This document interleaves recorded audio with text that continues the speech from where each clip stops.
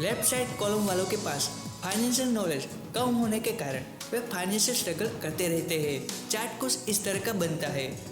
Income से ज़्यादा खर्चे दिखते हैं, ये सारे खर्चे हैं। एसेट के नाम पे कुछ नहीं, लायबिलिटीज, इसे आप उधार समझे।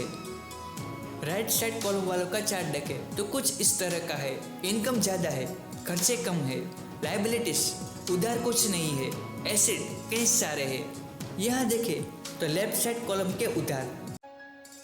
इमोशनल इंटेलिजेंस के ऑथर गोलमैन कहते हैं कि स्कूल में टॉप रैंक लाने वाले स्टूडेंट क्यों रियल वर्ल्ड में फाइनेंशियल फ्रीडम अचीव नहीं कर पाते। उनका जवाब देते हुए वे कहते हैं कि इमोशनल आईक्यू एकेडमिक आईक्यू से ज़्यादा पावरफुल होता है। इसलिए जो लोग रिस्क लेते हैं, मिस्टेक करते हैं और खुद को लॉस में भी संभाल लेते हैं, वे लोग उन लोगों से बेहतर होते हैं जो रिस्क लेने से और गलतियाँ करने से डरते हैं। ये रॉबर्ट कियोसाकी की most popular book rich dad poor dad का दूसरा पार्ट कैश फ्लो क्वाड्रेंट है। कैश फ्लो क्वाड्रेंट के दो साइड है, लेफ्ट साइड और राइट साइड। इनमें 4 क्वाड्रेंट है जिसे कैश फ्लो क्वाड्रेंट कहते हैं।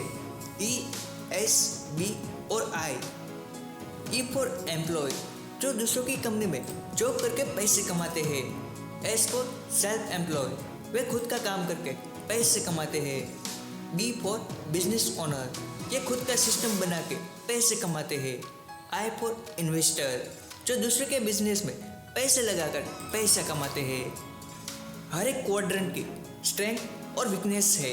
हर एक क्वाड्रेंट की डिफरेंट रिक्वायरमेंट और स्किल है। आप किस क्वाड्रेंट में आते हैं ये आपके पैसे कमाने के तरीके पर डिपेंड करता है।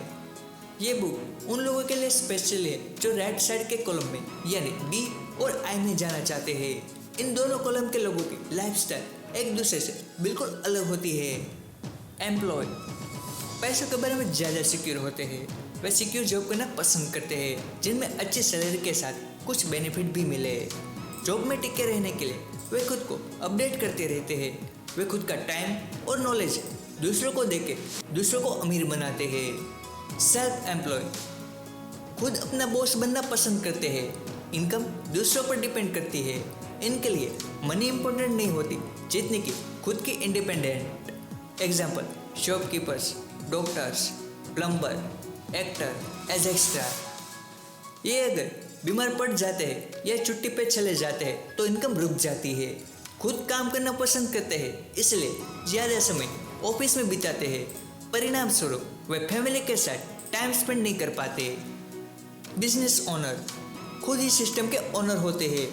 उनके होने या ना होने से बिजनेस को कोई फर्क नहीं पड़ता। ये चारों क्वाड्रेंट से घिरे रहते हैं। इनकी सोच ऐसे बिल्कुल विपरीत होती है।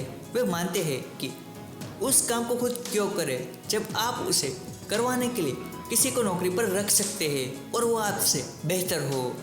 इन लोगों के पास बिजनेस को चलाने की टेक्निक और स्ट्रेटेजी होती है। साथ ही लीडरशिप जैसी कई स्किल होती है जो स्कूल और कॉलेज में नहीं सिखाई जाती। इन्वेस्टर पैसों से पैसे कमाना जानते हैं। वे अपने पैसे को किसी और के बिजनेस में लगा के पैसे कमाते हैं। शॉर्ट में ई सिस्टम में काम करता है। एस खुद का मालिक होता है और खुद ही सिस्टम होता है। बी सिस्टम बिल्ड करता है और खुद ही सिस्टम का ओनर भी होता है। आई बिजनेस सिस्टम में इन्वेस्ट करता है।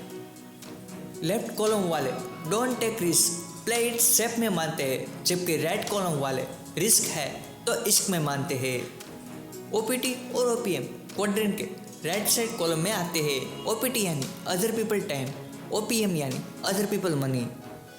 क्वाड्रेंट के लेफ्ट साइड कॉलम में सिक्योरिटी और बेनिफिट्स पर फोकस होता है, जबकि क्वाड्रेंट के राइट साइड कॉलम में मोनोपोली और फाइनेंशियल फ्रीडम पर फोकस होता है। इसलिए अगर आप कैश फ्लो क्वाड्रेंट को देखेंगे तो पाएंगे कि 90% लोग क्वाड्रेंट के लेफ्ट साइड कॉलम में काम करते हैं।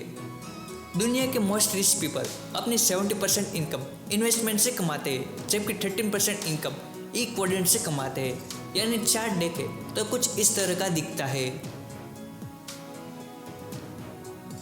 जबकि गरीब और मिडिल क्लास लोगों की 80% इनकम ई क्वाड्रेंट से आती है और 20% इनकम आई क्वाड्रेंट से।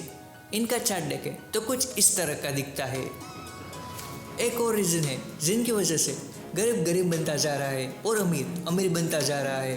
लेफ्ट साइड कॉलम में पैसे कमाने के साथ दो और खर्च जुड़ जाते हैं, टैक्स और कर्ज। टैक्स से बचने का कोई ऑप्शन नहीं। इन लोगों का पैटर्न कुछ इस तरह का होता है, अर्न करो, टैक्स चुकाओ और स्पेंड करो। राइट साइड कॉलम देखें तो इन लोगों के पास टैक्स से बचने के लिए कई प्रॉपर प्लान्स होते हैं जो इन्वेस्टमेंट को टैक्स फ्री कर देते हैं।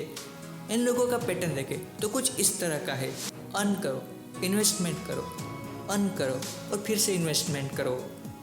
रिच डैड कहते हैं कि पैसे को आंखों से नहीं दिमाग से देखा जाता है। 95% लोग इन्वेस्टमेंट आंखों से करते हैं जबकि 5% लोग इन्वेस्टमेंट दिमाग से करते हैं। एग्जाम्पल, किसी शेयर का पोर्टफोलियो आपको आंखों से दिखता है पर इनके पीछे छिपे कई financial agreement, risk factor, business model, financial ratio जैसे कई सारी बातें होती है जो आपको आंखों से नहीं दिमाग से देखनी होती है। मैक्सिमम पीपल दूसरों के बनी बनाई रहे पर इन्वेस्टमेंट कर लेते हैं, इसलिए 10 में से 9 इन्वेस्टर पैसे नहीं कमा पाते। फाइनेंशियल इंटेलिजेंस वो होता है जो पैसों से पैसे बनाना जानता हो और पैसे को आंखों से नहीं बल्कि दिमाग से देखता हो।